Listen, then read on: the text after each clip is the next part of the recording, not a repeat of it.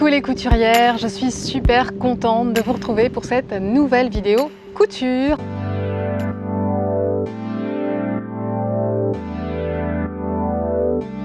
Alors une vidéo à ciel ouvert parce que je ne suis pas chez moi, je suis en vacances et j'avais envie de vous montrer comment customiser vos vieux vêtements, redonner vie à des robes qui dorment dans votre penderie avec un simple élastique. Donc si vous êtes prêts pour la grande opération customisation, eh ben suivez-moi, c'est par ici.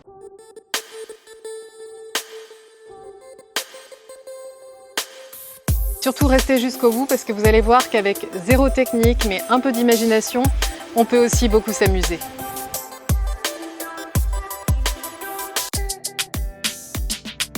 Alors élastique doré, élastique argenté pour cintrer une robe, pour rehausser la couleur, pour être simplement pour donner plus de féminité à votre tenue, pour remplacer une robe à manches longues en une robe bustier. C'est ce que je vais vous montrer avec la technique de l'élastique. Mais avant de vous parler de la technique, je vais vous montrer ce que j'ai fait pour chaque robe. Donc pour la robe bustier, c'était une robe mémérisante avec des manches longues, vraiment un modèle que je ne portais plus du tout. Et j'ai juste coupé là au-dessus de la poitrine, donc j'ai coupé les manches. Il y avait un petit volant pas très gracieux parce qu'il tombait au niveau des hanches, donc pour ma morphologie ça n'allait pas du tout. Le fait d'avoir enlevé le haut, ça a un peu surélevé ma robe, donc le volant tombe à merveille maintenant. J'ai surfilé le haut du tissu, c'est-à-dire que j'ai fait un petit point zigzag pour éviter que le tissu ne s'effiloche et j'ai simplement cousu l'élastique. Donc j'ai bien pris mes mesures en tirant bien sur l'élastique pour voir quelle longueur correspondait à cette partie-là. Et ensuite j'ai cousu et c'est tout. Pour la robe bleue, alors la robe bleue, j'ai eu à faire plus d'ajustements puisque c'était une robe que j'avais achetée en ligne sur un site de déstock. Donc c'est une robe de marque que j'avais vraiment payé un prix dérisoire, dont je trouvais la couleur absolument sublime. Il y a un nœud derrière aussi que je trouvais hyper beau. En revanche, il y avait une forme parachute, un peu comme ça, qui n'était pas du tout saillante et qui faisait que je ne la portais pas. J'ai cousu un élastique, mais pas sur toute la longueur de la robe. J'ai cousu juste sur le devant et j'ai placé un petit bouton pression, comme ça, à l'extrémité de mon élastique. Pourquoi j'ai fait ça pour cette robe? Simplement parce que si je ne l'avais pas fait, je n'arriverais pas à l'enfiler. Donc ça m'a permis d'avoir le côté cintré à la taille. Elle n'était pas conçue comme pour être cintrée comme ça. Donc cintré à la taille avec l'élastique et j'enlève le bouton pression pour la mettre et l'enlever. Voilà, c'est tout bête. Et en plus, j'ai pris un petit bleu de la même couleur que la robe, donc c'est assez joli. Enfin, j'ai une robe rouge orangé et je vais vous montrer en direct ce que ça donne. C'est-à-dire que vous allez voir comment je procède. Pour placer l'élastique, on va placer des épingles qui vont être autant de repères sur l'élastique et sur la robe. Et vous allez voir, c'est l'enfance de l'art. Donc là, le but, c'est simplement de cintrer un peu la robe et de rehausser la couleur avec un élastique argenté cette fois pour casser la routine. L'étape numéro 1. L'étape numéro 1, ça va être de couper l'élastique à la longueur souhaitée. Donc pour la robe bustier, j'ai pris vraiment mes mesures en tirant bien sur l'élastique là au-dessus de la poitrine pour voir exactement ce que je voulais pour être ni trop large ni trop serré. J'ai rajouté juste 1 cm pour pouvoir superposer les élastiques l'un sur l'autre au moment de la couture et c'est tout. Pour l'étape numéro 2, c'est très simple, il vous suffit de séparer l'élastique en 8 parties égales. Donc pour cela, vous pliez l'élastique en deux, vous placez une première épingle au milieu de l'élastique, puis de chaque côté, au milieu de chaque côté.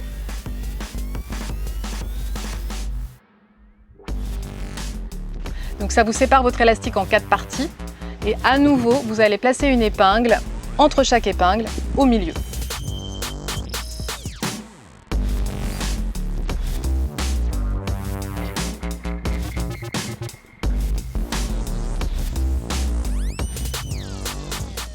Pour l'étape numéro 3, vous allez faire exactement la même chose, mais sur la robe. Vous procédez de la même façon, c'est-à-dire que vous placez une épingle sur les coutures de chaque côté, puis sur le devant au milieu, à l'arrière au milieu, une épingle également, et entre chaque partie au milieu, de sorte à le séparer également en 8 parties.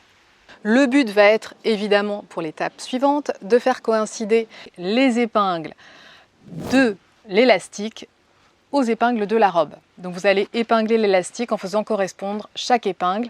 Évidemment, il va falloir tirer un petit peu l'élastique, c'est le but, hein, c'est pour cintrer la robe, donc c'est normal, d'un point à l'autre. Vous épinglez l'élastique, vous faites tout le tour, et ensuite, il ne vous reste plus qu'à coudre. Donc c'est la dernière étape. C'est tout simple, j'ai cousu au point zigzag, en tirant bien sur l'élastique entre chaque épingle, pour coudre l'élastique bien droit, et voilà.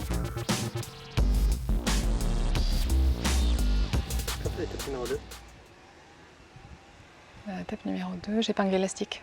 J'ai eu un tout petit mouvement de caméra, c'est pour ça. Bon, c'est pas grave parce que je vais venir illustrer, je m'en fous. Ah d'accord, en fait tu parles dans le vent.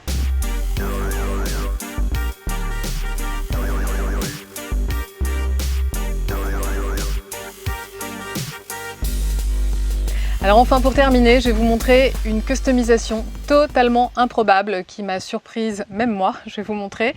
J'ai transformé une jupe que j'avais achetée d'occasion, trop petite pour moi, une jupe trop petite pour moi. Je m'étais dit, je me mettrais au sport, je me suis jamais mise au sport, donc je n'ai jamais réussi à la porter. Elle dormait dans ma penderie et je l'ai transformée en un top juste génial.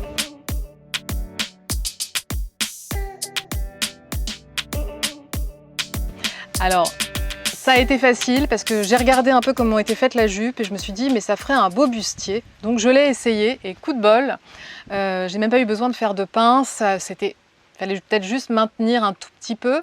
Donc j'ai créé pour cela des bretelles, mais c'est tout ce que j'ai fait. Alors j'ai regardé ce que j'avais. J'avais un biais noir, j'avais un galon de dentelle. Et ben, j'ai décidé d'assembler les deux pour faire deux bretelles toutes mignonnes. Pour le biais, c'est super simple, il est constitué de 2 parties extérieures, que je crayonne au noir, comme ça vous visualisez un peu. Vous cousez sur l'intérieur, puis vous refermez le biais sur lui-même. Ce sera la seule couture apparente et vous cousez par-dessus.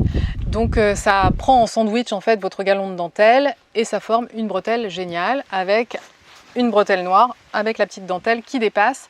Donc je n'ai eu qu'à fixer les bretelles d'un côté et de l'autre de la jupe. Alors si vous aussi vous avez eu des idées complètement dingues pour customiser vos vêtements, n'hésitez pas à laisser des petits commentaires parce que l'idée c'est de partager et de nous inspirer les unes les autres. Quant à moi, je vous retrouverai pour un nouveau podcast couture avec les nouveaux patrons, les nouvelles robes que je vais tester à la rentrée. J'ai laissé en suspens une robe trésor, un petit bijou. J'en avais cousu que le haut, j'ai pas pu l'emporter en vacances, mais j'ai cousu grâce à ce modèle mon premier passepoil et mon premier rouloté doré, donc je suis hyper fière. Je vous montrerai ça dans un prochain podcast. Voilà, j'espère que cette vidéo vous a plu. Si vous avez aimé, n'hésitez pas à me laisser un petit like, ça fait toujours plaisir, ou à vous abonner, ou les deux, pour découvrir de nouvelles cousettes beautiful. Ciao, ciao! Ciao les couturières!